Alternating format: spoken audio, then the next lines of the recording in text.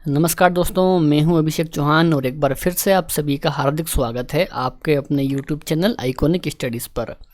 दोस्तों, आज की इस क्लास में हम डिस्कस करेंगे दिल्ली सल्तनत प्रशासन एवं साहित्य से संबंधित बेहद ही शानदार क्वेश्चन आंसर, जो कि आप सभी के एग्ज़ाम के लेवल के होने वाले हैं। मेरे प्यारे साथियों, आप लोग किसी भी परीक्षा की तैयारी करते हो तो ये सभी क्वेश्चंस आप लोगों के लिए बहुत ज़्यादा महत्वपूर्ण हैं। दोस्तों, आज की इस क्लास में हमने सिर्फ सिलेक्टेड क्वेश्चंस को ही कवर किया है, ठीक है ना। तो शुरुआत कर लेंगे आज के पहले क्वेश्चन के साथ में। दोस्तों, आज का पहला क्वेश्चन दिया है कि सल्तनत काल के अधोलिखित करों को सम्मिलित कीजिए। तो मेरे प्यारे साथियों देखिए, जजिया कर था गैर मुस्लिमों से संबंधित, ठीक है दोस्तों। जकात कर था मुस्लिम धार्मिक कर, खराज कर था गैर मुस्लिम भूकर, और खुम्स कर था लूटी गई संपत्ति से संबंधित था खुम्स कर, ठीक है दोस्तों। तो ये सभी आपको ध्यान रखना है। चलिए आगे बढ़ेंगे कि प्रसिद्ध कवि अमीर खुसरो निम्नांकित में से किस बादशाह के दरबार से संबंधित थे। तो सही उत्तर रहेगा दोस्तों गयासुद्दीन बलबन। तो मेरे प्यारे साथियों, प्रसिद्ध कवि अमीर खुसरो संबंधित थे गयासुद्दीन बलबन के दरबार से। तो दूसरे क्वेश्चन का सही आंसर रहेगा ऑप्शन नंबर बी। इसके अलावा यदि आपको इनमें से किसी भी क्वेश्चन का आंसर पता है तो आपको कमेंट करके उस क्वेश्चन का आंसर बताना है, ठीक है ना। चलिए आगे है कि निम्न कथनों पर विचार कीजिए। तो अब देखिए दोस्तों, हिंदू देवी देवताओं तथा मुस्लिम संतों की प्रशंसा में रचित गीतों का संग्रह किताब ए नोरस इब्राहिम आदिल शाह द्वितीय के द्वारा लिखा गया था, ठीक है दोस्तों। तो पहला कथन ये हो गया।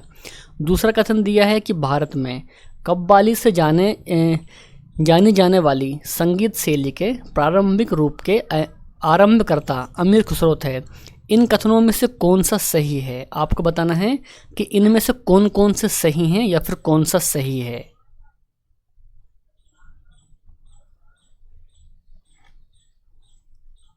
तो मेरे प्यारे साथियों, यहाँ पर देखिए कथन 1 और 2 यानी कि ये दोनों सही हैं, यानी कि इस क्वेश्चन का सही आंसर रहेगा दोनों 1 एवं 2, ये दोनों सही हैं, ठीक है ना।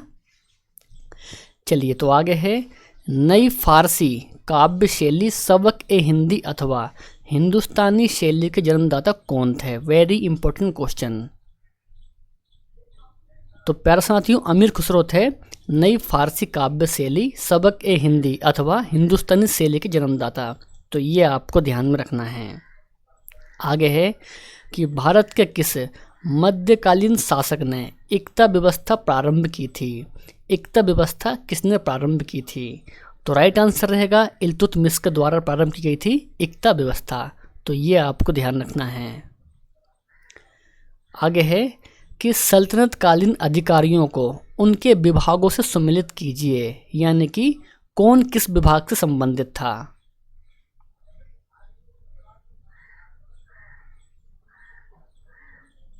तो मेरे प्यारे साथियों, अब आप देखिए, वजीर था ना दोस्तों, ये था अर्थ विभाग से संबंधित वजीर। आरिज ए मुमालिक दोस्तों, ये संबंधित था सैन्य विभाग से। सद्र उस सुदूर दोस्तों, ये संबंधित था धार्मिक विभाग से। काजी उल कुजात दोस्तों, ये संबंधित था न्याय विभाग से। तो दोस्तों, ये सभी के सभी आपको बिल्कुल ध्यान में रखना है, ठीक है ना। चलिए तो आगे बढ़ेंगे। 7वां क्वेश्चन है कि निम्नलिखित में से कौन सा एक युग्म सुमेलित नहीं है, यानी कि सही सुमेलित नहीं है, ऐसा कौन सा युग्म है। तो मेरे प्यारे साथियों देखिए, दीवाने मुस्तखराज दोस्तों, ये अलाउद्दीन खिलजी से इसे संबंधित है, तो ये सही है। दीवान ए अमीर कोही दोस्तों, ये संबंधित है मोहम्मद तुगलक से, ठीक है दोस्तों। दीवान ए खैरात दोस्तों, ये संबंधित है फिरोज तुगलक से।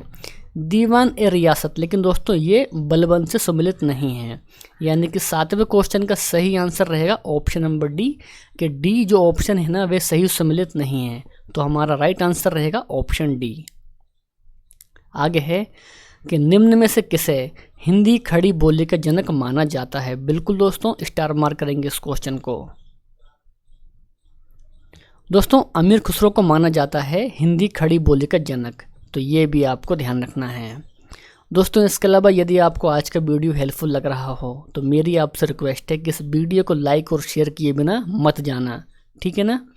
आगे है कि निम्न भाषाओं में से किस भाषा को दिल्ली सुल्तानों ने संरक्षण प्रदान किया था। तो मेरे प्यारे साथियों वे भाषा थी फारसी भाषा। दोस्तों फारसी भाषा को दिल्ली के सुल्तानों ने संरक्षण प्रदान किया था, ठीक है ना। चलिए 10वां क्वेश्चन है कि निम्नलिखित में से किसने स्वयं को हिंदुस्तान का तोता कहा था। दोस्तों ये क्वेश्चन परीक्षाओं में कई बार पूछा गया है। तो राइट आंसर रहेगा अमीर खुसरो। तो मेरे प्यारे साथियों स्वयं को हिंदुस्तान का तोता कहा था अमीर खुसरो ने, ठीक है ना। आगे है कि किताब उल हिंद रचना के प्रसिद्ध लेखक का नाम क्या था। तो राइट आंसर है अल-बरूनी। दोस्तों किताब उल हिंद रचना के प्रसिद्ध लेखक थे अल-बरूनी, ठीक है ना। आगे है कि मध्यकालीन भारत में तलैया या यजकी कौन थे। Very important question. तो सही उत्तर रहेगा गुप्तचर। दोस्तों गुप्तचर थे तलैया या फिर यजकी, यानी कि राइट आंसर इस क्वेश्चन का रहेगा ऑप्शन सी गुप्तचर थे। सूची 1 को सूची 2 से सम्मिलित कीजिए। तो अब देखिए दोस्तों जियाउद्दीन बर्नी, दोस्तों ये संबंधित था तारिक ए फिरोज शाही से, ठीक है दोस्तों। इसके बाद है हसन निजामी, दोस्तों ये संबंधित था ताजुल मासिर से, ठीक है। मिनहाज ए सिराज, दोस्तों ये संबंधित था तबकात ए नासिर से। और याहिया बिन अहमद, दोस्तों ये संबंधित था तारिक ए मुबारक शाही से। तो ये सभी आपको ध्यान में रखना है। चलिए तो आगे बढ़ेंगे। संगीत यंत्र तबला का प्रचलन किसने किया था। तो राइट आंसर है अमीर खुसरो ने। दोस्तों अमीर खुसरो के द्वारा किया गया था संगीत यंत्र तबला का प्रचलन।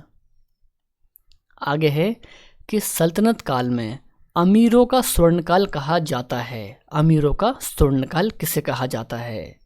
तो राइट आंसर है लोधी काल। दोस्तों लोधी काल को कहा जाता है अमीरों का स्वर्णकाल। तो ये भी आपको ध्यान रखना है। तूती ए हिंद यानी कि अमीर खुसरो का जन्म हुआ था। दोस्तों कहाँ पर हुआ था।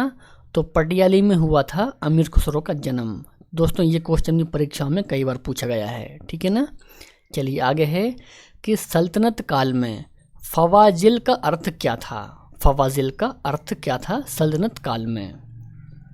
तो मेरे प्यारे साथियों फवाजिल का अर्थ था इक्तादारों द्वारा सरकारी खजाने में जमा की जाने वाली अतिरिक्त राशि। दोस्तों इसे कहा जाता था फवाजिल, ठीक है ना। आगे है कि सल्तनत काल में भू राजस्व का सर्वोच्च ग्रामीण अधिकारी था। भू राजस्व का सर्वोच्च ग्रामीण अधिकारी दोस्तों वे था चौधरी। सूची 1 को सूची 2 से सम्मिलित कीजिए। तो अब देखिए दोस्तों तारिक ए हिंद, दोस्तों ये संबंधित है अल-बरूनी से, ठीक है। तारिक ए दिल्ली, दोस्तों ये संबंधित है खुसरो से, ठीक है ना। रहला दोस्तों ये संबंधित है इब्न बतूता से।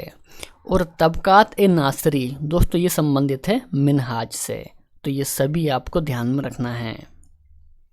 आगे बढ़ेंगे कि सल्तनत कालीन लिखित ग्रंथों को सम्मिलित कीजिए, यानी कि कौन सा ग्रंथ किसने लिखा था।